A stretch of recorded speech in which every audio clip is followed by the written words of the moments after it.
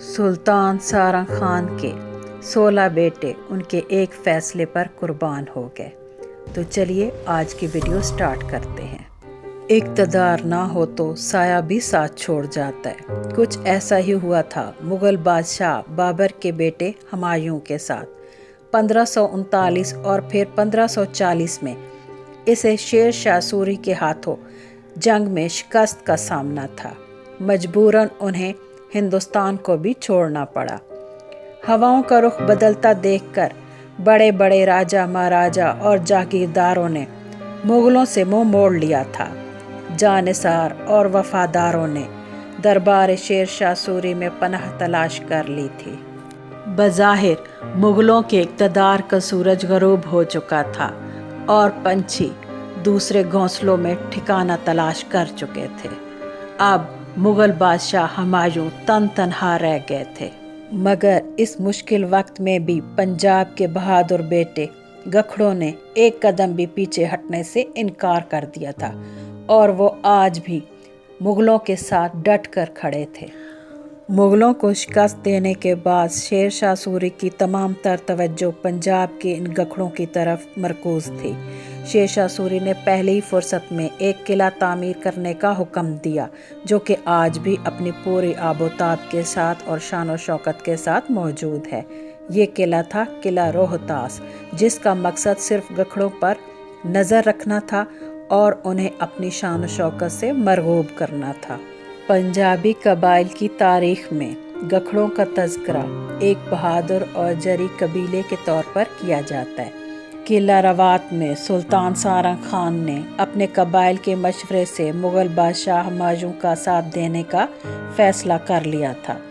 یہ فیصلہ مشکل ترین تھا کیونکہ شیر شاہ سوری کا لشکر مغلوں کے عظیم لشکر کو شکست دے چکا تھا، مگر سلطان سارنگ خان ایک بہادر انسان تھے اور اپنی ہٹ کے پکے تھے۔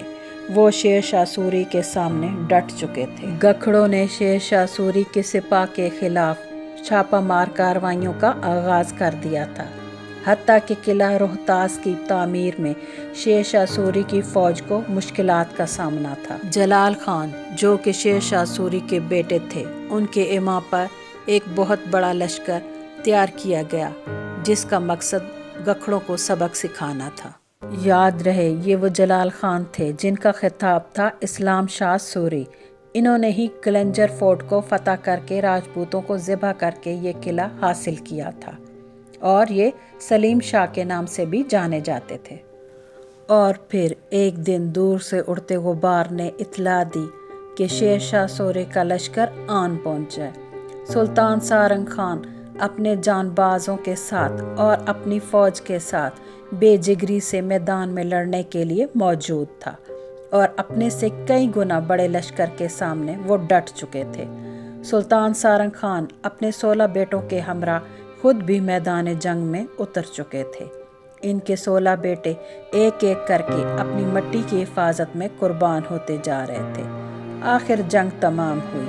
گکھڑ فوج بہادری سے لڑتے ہوئے میدان جنگ کی خاک پر اب سو چکی تھی۔ سلطان سارنگ خان کو شیر شاہ سوری کے لشکر نے زخمی حالت میں گرفتار کر لیا اور پھر انہیں نشان عبرت بنا دیا گیا۔